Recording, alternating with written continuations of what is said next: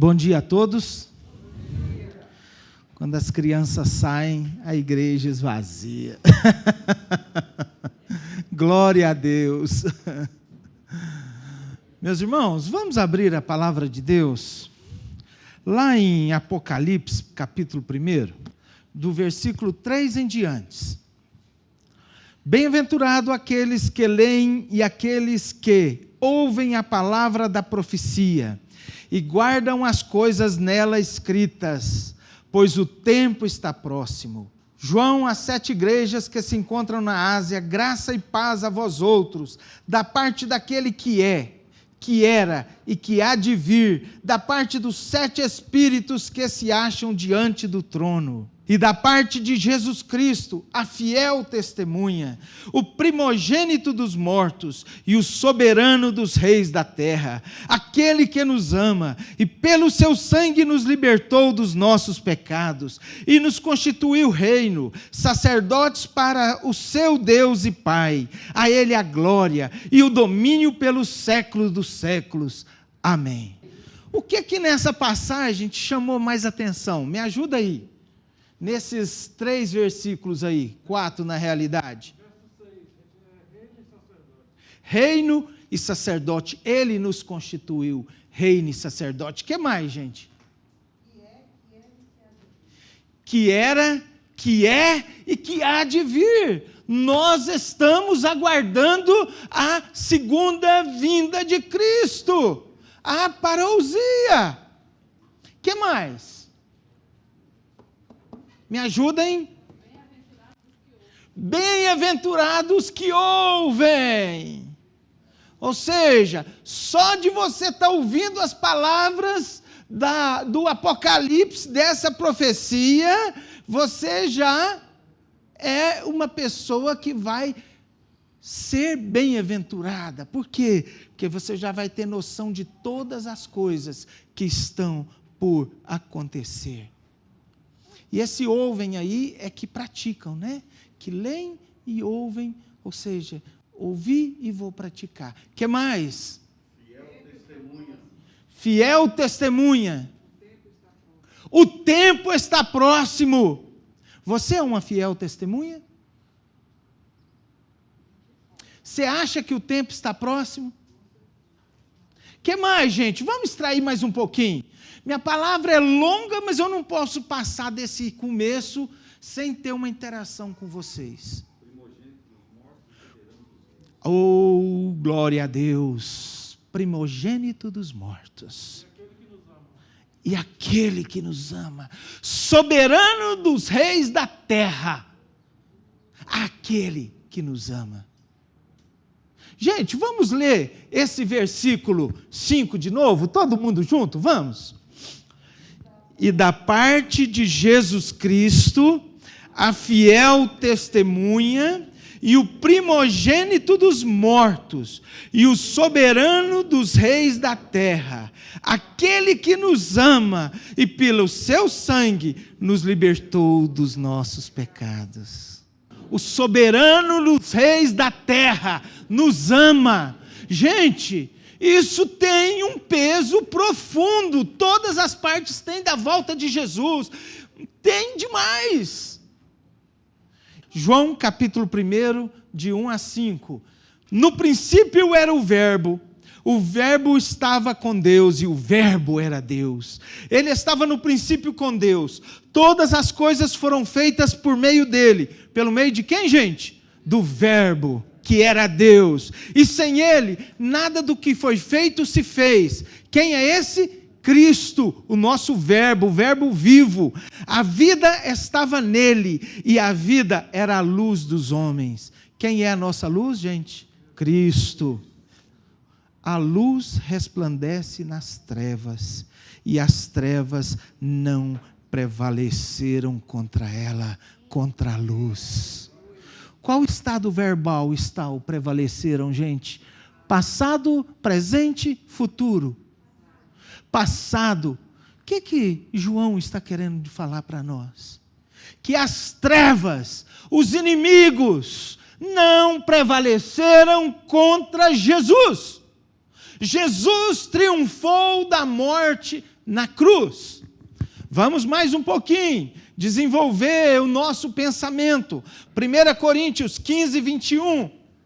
Visto que pela morte veio por um homem, hein? Também por um homem veio a ressurreição dos mortos.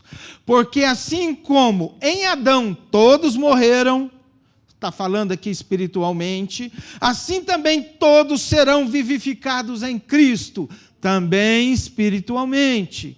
Cada um, porém, por sua própria ordem. Cristo, as primícias. Cristo ressuscitou, gente? Sim. Depois, os que são de Cristo na sua vinda. E então depois que nós ressuscitarmos, e então virá um fim, quando Ele entregar o reino ao Deus e Pai, quando houver destruído todo o principado, bem como toda potestade e poder. Porque convém que Ele reine, até que haja posto todos os inimigos debaixo dos pés. O último inimigo a ser destruído é a morte, porque todas essas coisas sujeitou debaixo dos pés. Jesus sujeitou a morte? Sim ou não? O último inimigo a ser destruído, quem era? A morte. Jesus destruiu a morte? Sim. E aqui ele está falando no versículo 25, porém convém que ele reine. Legal, né? O soberano dos reis da terra, que nos ama, está reinando depois que destruiu a morte, depois que ele ressuscitou dos mortos e foi assentado à destra do Pai. Olha, gente, que coisa tremenda! Então Jesus Cristo vai reinar? Não. Está reinando. Essa é a verdade que a gente tem que extrair disso aqui. Ele não vai reinar não, gente. Jesus já está reinando. Ele já é governo. E governo espiritual. Aqui está uma grande verdade. Que nós, como igreja, às vezes perdemos isso. Jesus reina, ou seja, Ele já está reinando. Cristo está à destra do Pai com todo o poder e autoridade da divindade, da plenitude do Deus triuno. Colossenses 2,9, não precisa abrir também. Portanto, nele, está falando de Cristo, habita corporalmente toda a plenitude da divindade, e Ele é o cabeça de todo o principado e potestade. Colossenses 1,16, pois nele foram criadas todas as coisas, voltou lá em João capítulo 1, versículo 15, não é isso? Nos céus, na terra, as visíveis, as invisíveis. Gente, as coisas invisíveis são importantes? Sim, olha o Covid aí. As visíveis, as invisíveis. Aí eu estou falando de invisível aos nossos olhos, mas tem invisível também do mundo espiritual, que é outra coisa. Sejam tronos, sejam soberanias, quer principados, quer potestades, tudo foi criado por meio dele e, pastor Eliezer, para ele.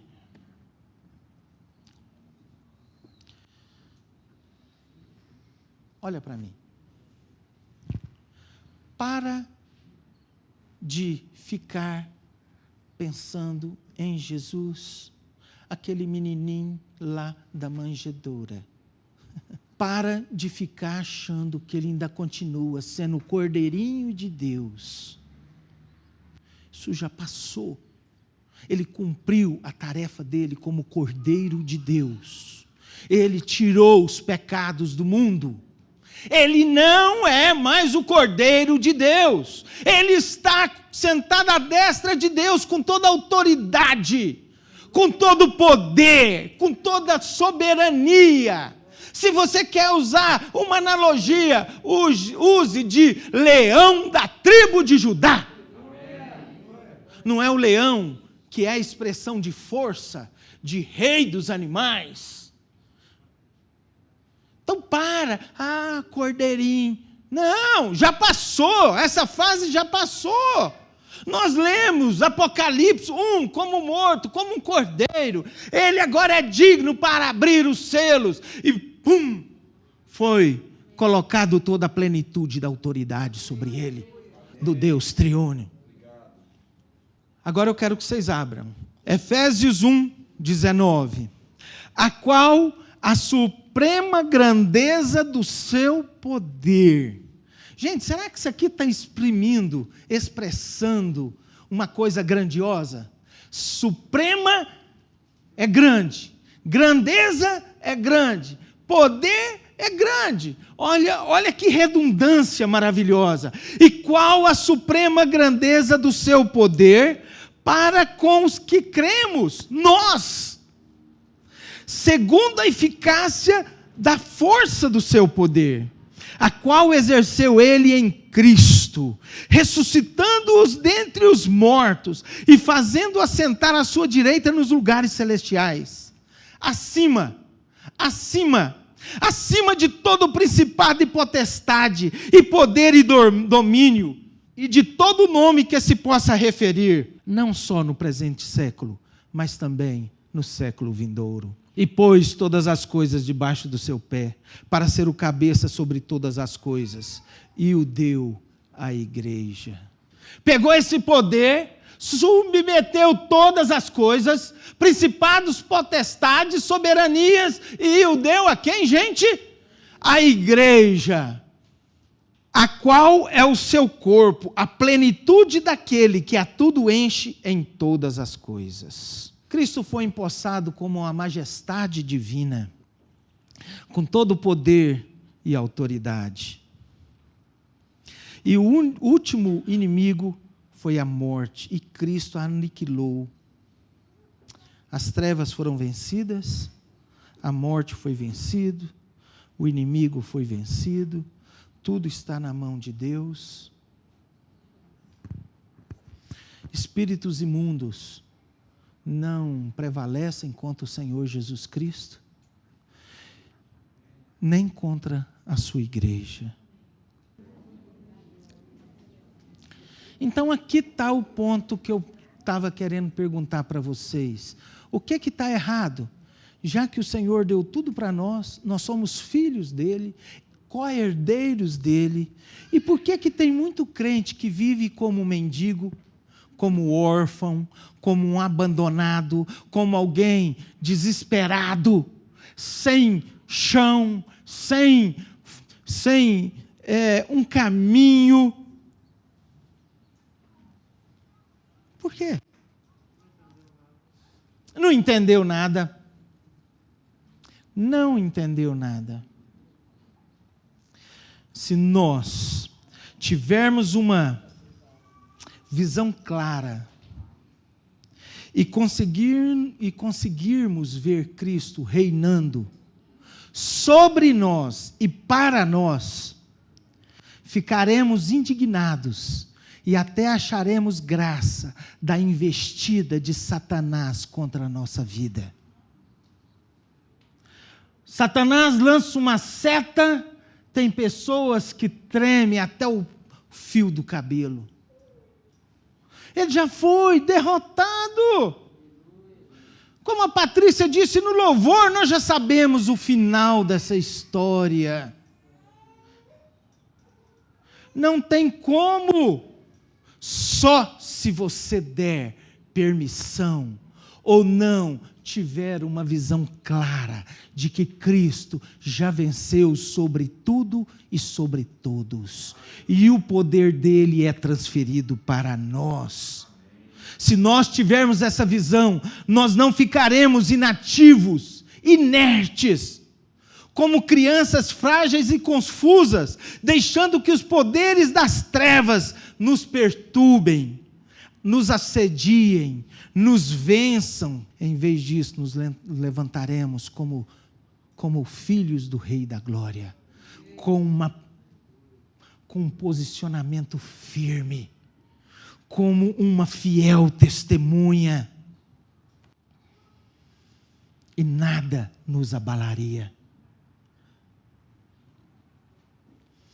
Tem uma passagem que Paulo fala sobre que o povo judeu tem um véu sobre a cara deles para não reconhecer a face deles, para não reconhecer que Jesus Cristo é o Messias que deveria vir. E fala que aquele que aceita Jesus, judeu ou não judeu, o véu é retirado. Tem muitos cristãos que não conseguem ver essa grandiosidade do Senhor Jesus. Tem muitos convencidos, pessoas convencidas dentro da igreja, que não conseguem ver esse poder que está na mão de Jesus e fica vivendo como um capacho do diabo. Nós precisamos nos levantar e saber quem nós somos. Ah, você quer dizer que tribulação não vem? Não, não é isso não. O sol nasce para o justo e para o injusto. Vem sobre nós tempestade e vem também o quê? Coisas bem suaves. Mas nós temos o poder para superar todas as nossas dificuldades. E o Senhor tem lutado por nós. Ah, pastor, mas será que esse problema meu, Deus vai achar que é pequeno ou grande? Lucas 12, 6 e 7. Não vendem 5 pardal por 2 ases? Entretanto, nenhum deles está em esquecimento diante de Deus. Até os cabelos de vossa cabeça estão contados. Não temas. Até os seus cabelos estão contados. Bom, a gente faz a brincadeirinha e tal. Mas olha que coisa tremenda, meus irmãos. Não temais. Bem mais valer do que muitos pardais. Se o Senhor dá atenção para os pardais, dá atenção para quantos cabelos você tem na cabeça, não tema. A encrenca vem. Se você virou crente, para que não tenha encrenca, entrou num navio furado. Entrou numa furada. Temos encrenca como qualquer pessoa nesse mundo. Não existe aí intocabilidade cristã. Não existe isto. Agora existe sim um poder sobre o povo de Deus para superar os problemas, a adversidade, o desemprego, questões crônicas, se for da vontade de Deus. Isso tudo vai passar. O Senhor Jesus Cristo tem domínio sobre tudo. Você está com um problema importante na sua vida? Saiba, esse problema não é nada para Jesus Cristo. Você está com um problema pequeno?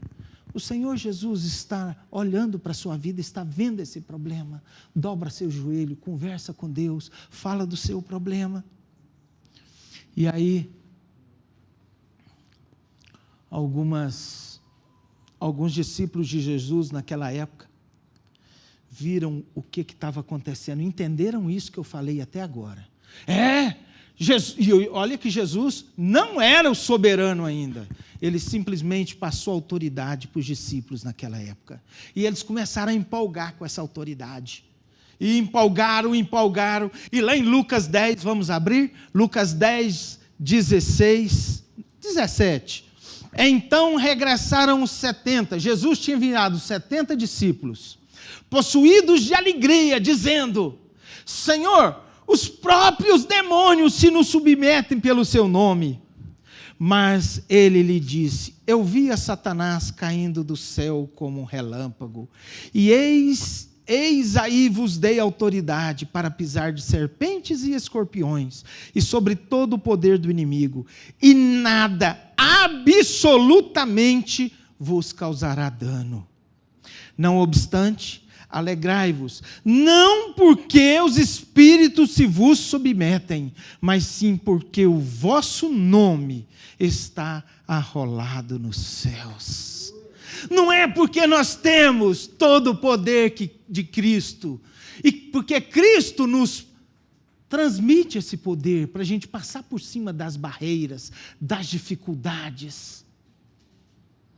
temos de estar alegre, sim, mas não se ensoberbecer por sermos filhos do Rei, mas sim porque sabemos que Ele nos salvou, Ele nos tirou da miséria, do lamaçal, e nos fez assentar com os reis e soberanos na altura. E no 22 ele fala, tudo me foi entregue para o meu Pai, ninguém sabe quem é o Filho, e aí ele vem falando de tudo que ele recebeu. Então vamos voltar nessa questão. Por que tantos cristãos vivem uma vida miserável? Solidão, desespero. É porque eles ainda não puderam ver a verdade. Tem, igual os judeus, esse véu de incredulidade sobre os seus rostos. Possui todo o poder contra os feitos do inimigo, mas estão cegos quanto a isso.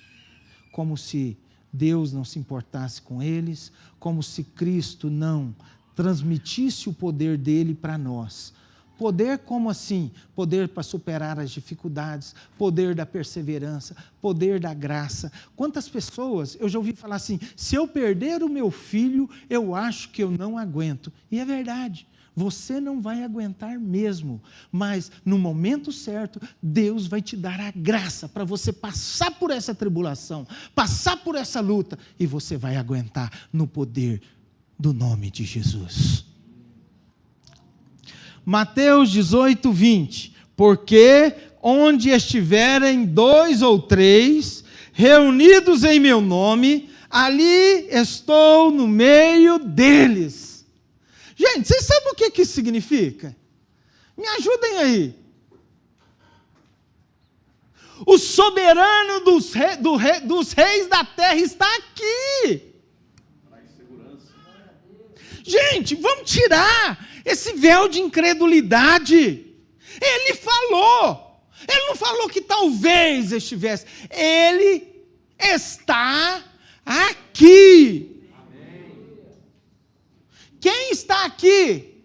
O soberano dos reis da terra, aquele que possui todo o poder, toda a autoridade, que coloca todas as coisas debaixo dos seus pés. É Ele que manda. Numa linguagem bem popular, é o cara que está aqui. Eu acho que o Espírito Santo deve ficar muito triste quando ele vê a gente vindo para uma celebração e com uma expectativa lá embaixo, sabe? De nada acontecer. Eu vou lá, vai ser o louvor, a palavra. Vai ser lá as ofertas, o dízimo, o visitante, a oração final. Gente, não é só isso. Gente, o Espírito Santo de Deus quer fazer muito mais no nosso meio. Mas sem fé é impossível agradar a Deus. Sem fé as coisas não vão acontecer. E Deus quer fazer muito mais coisa no nosso meio.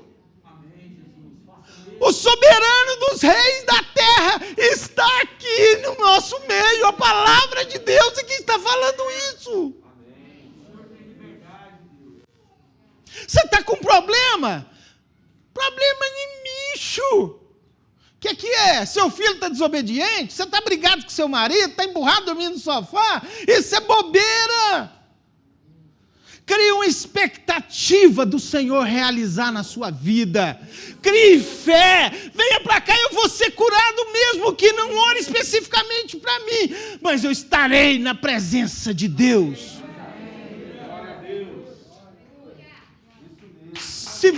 Pode dar salva de palmas para Jesus, não para mim não. O Senhor está aqui no nosso meio. Sabe por quê? Vocês não recebem, muitas vezes nós não recebemos, porque nós não pedimos, não é isso que a palavra fala? E às vezes fala e pedimos com mau intentos, pensando só no nosso umbigo, só em mim. Não! Peça a Deus, creia. E todo domingo você vai pensar, todo sábado você vai pensar, amanhã eu vou estar na presença do Deus Todo-Poderoso. Essa é a sensação. Isso é que nós temos de ver. Pastor, mas eu não vi Deus lá. Não vi o soberano dos reis da terra lá. abra os seus olhos espirituais. Creia. A Bíblia diz: o meu justo viverá pela fé, não por vistas. Mas nós somos humanos, não somos? Vamos ver uma passagem de Eliseu? Vamos abrir lá em 2 Reis, capítulo 6, 13. Ele disse: ide, vê de onde ele está, para que eu mande prendê-lo. Foi-lhes dito: eis que está em Dotã. Porque o rei não conseguia atacar Israel. Porque, o profeta está contando tudo, então vai lá e prende o profeta. Então enviou para lá cavalos, carros e fortes tropas. Chegando de noite, e cercaram a cidade. Tendo-se levantado muito cedo o moço do homem de Deus e saído, eis que tropas, cavalos e carros haviam cercado a cidade. Então o seu moço lhe disse: ai, meu senhor, morreremos, que faremos? Ele respondeu: não temas, porque mais são os que estão conosco do que estão com eles. Orou Eliseu e disse: Senhor, peço-te que abra os nossos olhos para que vejamos. É isso? Não. Pai, peço-te que abra os olhos para que veja. Os olhos do seu moço. Eliseu não pediu para abrir os seus olhos, porque ele já tinha falado. Calma, mais são os carros do que estão com a gente do que com eles. Aí Eliseu foi orar: Pai, te peço que o Senhor abra os olhos dele, para que veja. Orou Eliseu e disse: Senhor, peço-te que ele abra os olhos para que veja. O Senhor abriu os olhos do moço, e ele viu que o monte estava cheio de cavalos e carros de fogo em redor de Eliseu. E como desceram contra ele, orou Eliseu ao Senhor e disse: fere, peço-te, essa gente de cegueira. Feriu-a de cegueira conforme a palavra de Eliseu. Vocês sabem o restante da história? Aí vai o moço, pega aquele tanto de gente cega e leva lá dentro da cidade, que eles estavam querendo dominar. E aí o rei, quando viu toda aquela tropa inimiga na cidade, todo mundo cego, perguntou para Eliseu: mato eles? Não, dá comida para eles e despede. Gente, olha que coisa tremenda. Nós vivemos pela fé. Nós não precisamos ver aqui Miguel, Rafael, Gabriel, com as suas espadas, com não sei quantas asas, para crer que Deus está aqui, não. Não precisamos disso. Eliseu era um homem de fé e pediu que Deus abrisse os olhos do moço, porque o moço não tinha fé, não tinha confiança em seu Deus. E quando ele viu: rapaz, olha o tanto de guerreiros celestiais tem aqui para me proteger, e eu aqui morrendo de medo. Você pode pedir a Deus hoje para te dar essa fé, para você enxergar todo o poder que Deus dispensa para a sua vida. E lá em Salmo 68, versículo 17, diz o seguinte: os carros de Deus são 20.000, sim, milhares de milhares. No meio deles está o Senhor. O Sinai tornou-se o santuário. Subiste às alturas, levaste cativo o cativeiro, recebeste os homens por dádivas, até mesmo rebeldes, porque o Senhor, Deus, habita no meio deles. Bendito seja o Senhor que, dia a dia, leva o quê? O nosso fardo. Deus é a nossa salvação. Ele começa a falar da grandiosidade do exército de Deus, e que Deus está no meio desse exército, e que dia a dia Ele leva o nosso fardo. O nosso Deus é o Deus libertador. Com Deus o Senhor está o escaparmos da morte. Gente, como é tremendo. Quem aqui conhece o Salmo 34, 7? Todos. Eu vou ler ele para você. O anjo do Senhor acampa-se ao redor dos que o temem e o livra. Todo mundo conhecia, não conhecia? E por que a gente não crê nisso?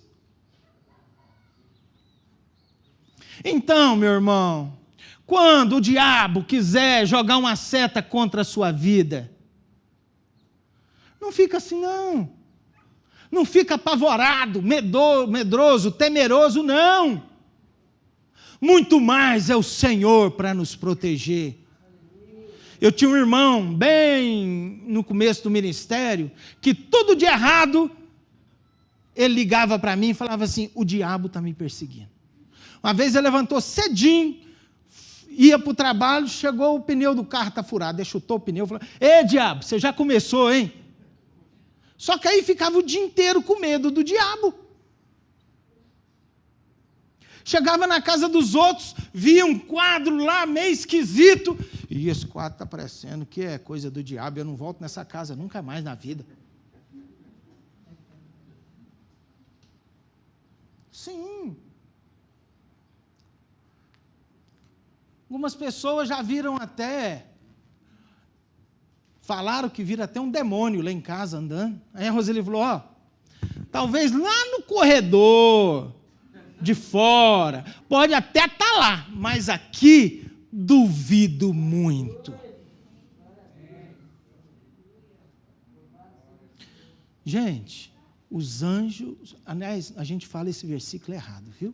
Não são os anjos do Senhor, é o anjo do Senhor. Ou seja, é Jesus Cristo nos protegendo.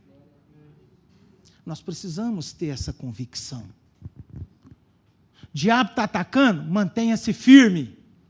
Ah, mas eu vou sofrer. Tá bom, qual o problema? Sofra com perseverança, aguardando o mover de Deus na sua vida. Calai-vos e sabei que eu sou Deus. O Senhor se agrada dos que esperam dele. Porque importa que aqueles que creem em Deus, confie que ele é galardoador daqueles que o temem. Gente, a Bíblia está cheio disso, e parece que a gente não, sabe? Mas pastor, será que isso pode acontecer comigo?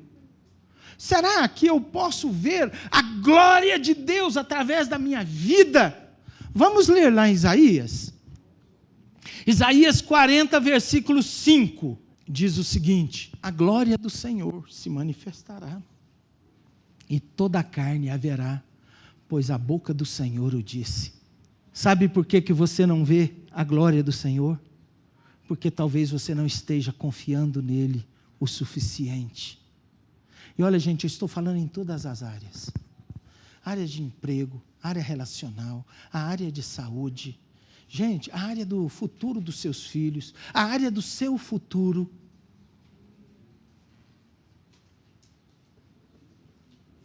E eu quero que você fique em pé agora. E eu quero orar com você.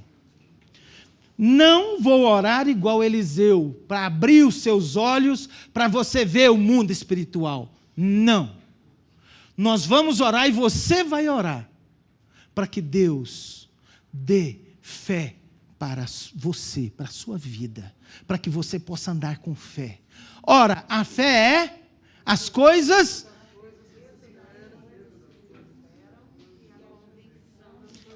que não se vê. Ah, mas eu sou tão pouca fé. Se você tiver fé como um grão de mostarda, o quê? Os montes se removerão. Nada vos será impossível.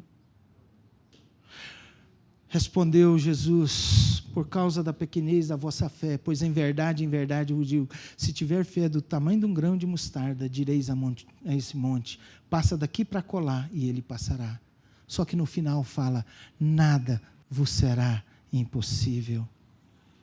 Em Efésios 3, 20, ora, aquele que é poderoso para fazer infinitamente mais do que tudo quanto pedimos ou pensamos, conforme o seu poder que opera em nós.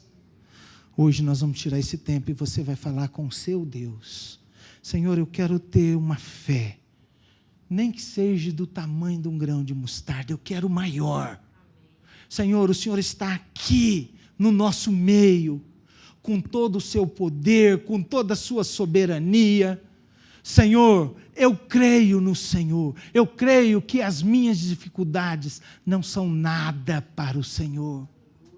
E se você tiver uma dificuldade antiga, uma luta antiga, que os homens falam que é impossível, acabamos de ler que nada é impossível para aquele que crê. Tira esse véu de incredulidade, tira isso da sua frente, e nós vamos pedir ao Senhor, Senhor, quando for aproximando de domingo, Pai, vai me dando alegria no coração, vai me dando desejo, como o desejo das corças pela água, me dá desejo de estar na Tua presença. Pai, eu quero crescer espiritualmente, eu quero desenvolver minha salvação. Pai, eu sei que eu não vou deixar de sofrer, mas eu vou vencer todas as minhas batalhas. Você pode receber isso? Amém. O Senhor não evitou que o povo passasse pelo deserto, mas o Senhor passou com eles. De dia uma nuvem para tampar do sol, à noite uma coluna de fogo para esquentar do frio. Suas roupas não rasgavam, suas sandálias não ficavam velhas nem arrebentavam, os olhos não enfraqueciam por causa da luminosidade do sol no deserto, e é uma das coisas que acontece é ficar cego. Isso não acontecia. O Senhor não evitou que eles passassem pelo deserto, mas o Senhor deu vitória em cada ponto, e Ele pode fazer isso na sua vida. Só não vai fazer na sua vida se você não quiser, não tiver fé. Não quiser e não tiver fé. Anjos te louvam, os anciãos se